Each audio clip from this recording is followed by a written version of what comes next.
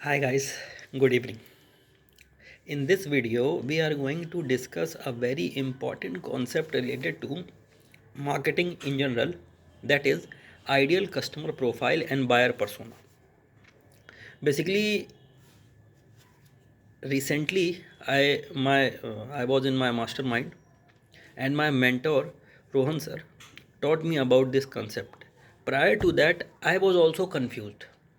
I was basically I was not able to. I have read many blogs and all that, but not able to understand and grasp these things. So, from as a student of marketing, as a student of advertising, this concept understanding ideal customer profiles, buyer personas, and how we use it in their marketing, how to use it, basically what it is, what's the difference, how we use it, when we use it, these very important things are very important too. So sorry. And today I will be dividing the entire discussion of this in two videos. Today and next video will be another concluding video. So if I want to explain this in a nutshell, in a single line, then we can say that every business solves a problem for a particular group of people, for a particular group of people, for a large group of people. That is ideal customer profile. And within that group, there are smaller groups or subsets of people, subsets, smaller groups or subsets of people that the business can help. So, and these become smaller groups and subset peoples with differences in their behavior, in their, that I will explain in future video. um, Future in the, basically I will be explain it in the video itself, in their interest, in their buying behavior. Within that group there are smaller groups of audiences that differ in their buying behavior, in their how they think, what they like. These become buyer persona. So business serves a particular ICP, ideal customer profile, is a that is a large group of people to whom the business can help. And within that group there are smaller subgroups that differ, that are a part of ICP, but they differ. These subgroups differ in their, in certain characteristics that I will tell. So this is fundamentally, this is the thing. When you have a broader view, when you want to have a broader view of the market, you look at the ICP level. And when within that broad group you want to look at individual level or smaller subsets, you look at the buyer persona level. Simple. Now, so what's the difference between the two? Let me share first, let me tell an example. For example, you sell a nail polish. So your broader market, your broader target audience or broader market is all women above 18. They use nail polish. So you sell a nail polish, your broader audience is all women above 18. There is nothing problematic in this. Easy to understand. Now, within this all women above 18, within this broader market, there are different chunks of women. One women are college going girls, one group 18, 20, 21. These are college going women who have a particular, who like a different, basically these are college going, and their purpose of using nail polish, the type of nail polish they use and the purpose why they like this type is different. Similarly, you have working professionals, women, whose purpose is basically, if they use a little bit of subtle tones. College going can use bright, working or corporate they use a little of subtle tones. Similarly, more older women, they also use nail polish. So The point that I want to drive here is that when you look at the broader level, you reach the ICP, but within that, smaller subsets of people or group of people, they become the buyer persona. So what is the purpose behind ICP and buyer persona? The purpose is it defines basically a broad description of our best fit audience, or basically a broader description of a group of best fit audience to whom our business can serve. Now, buyer persona. Buyer persona represents a specific sub-segment within the ICP. Within the ICP, they represent a smaller specific subsegment. Like I told you, women, college going women.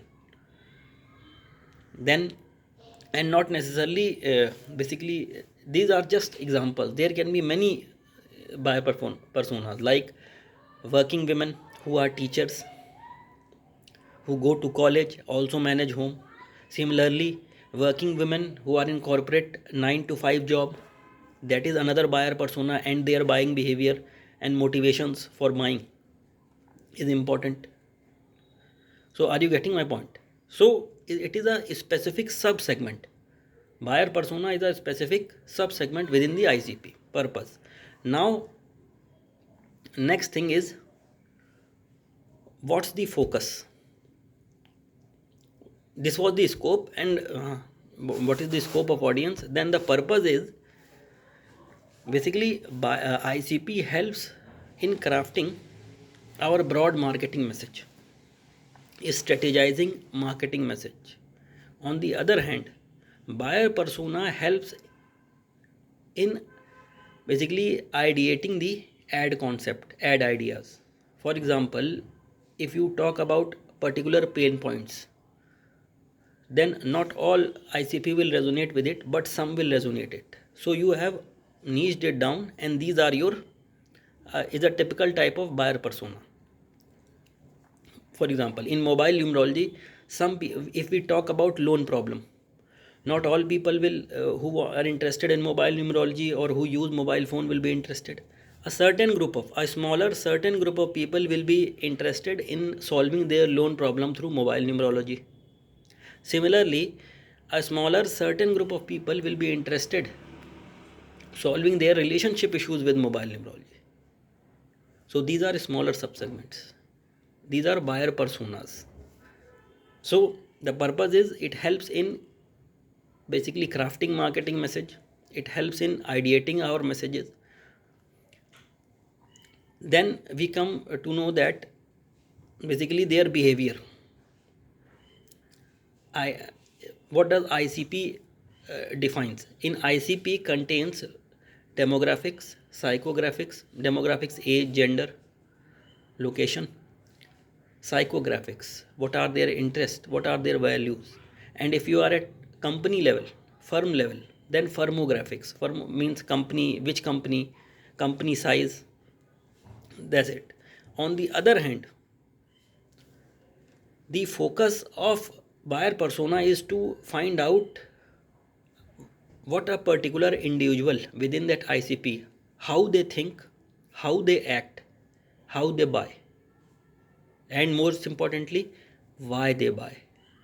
Why they buy what they buy. For example, girls, what are the motivations? Buyer persona helps in understanding the hidden motivations why people buy, why your this particular individual or similar individuals, for example, housewives or working women above 25, why these women buy, how they buy, whether they shop online, whether they prefer to buy offline, they are more tech savvy, like that.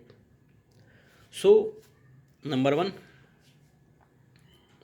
how they think, how they act, and how they buy, and most importantly, why they buy. This is the basically buyer persona.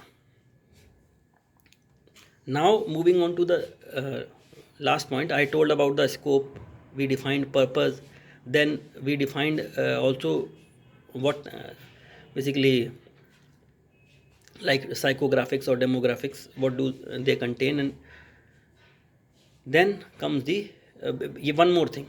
Within your buyer persona, you also talk about pain points. When you talk about pain points, narrow down to a buyer persona. You talk about results. You talk about struggles. Then also you narrow down about a particular buyer persona. Next point. The thing now, why it is important to understand why these two concepts are important. See, ideal customer profile helps in ideating the broad marketing strategy, but when you want to move towards a particular buyer persona, or you want to craft ads, then you can use ICP, or if you want to niche down a little bit, then you move on to the buyer persona. So the point I want, but one more thing you need to keep in mind, buyer persona reduces the size of your market. If you make a ad just based on buyer persona, you will reduce the size of that market. So scalability becomes a challenge. Then in that case you have to launch ads keeping in mind different buyer personas. Scalability becomes a challenge. So technically speaking, when we start with ICP. Generally we use ICP, but for scaling. But in the context, if you want to use buyer persona, make sure you do not niche down too much. You not micro niche too much, or scaling will become a challenge. I hope this video adds value. In the next video, we will be diving deeper into it, and I will be sharing some more key learnings with you. Till then, bye bye.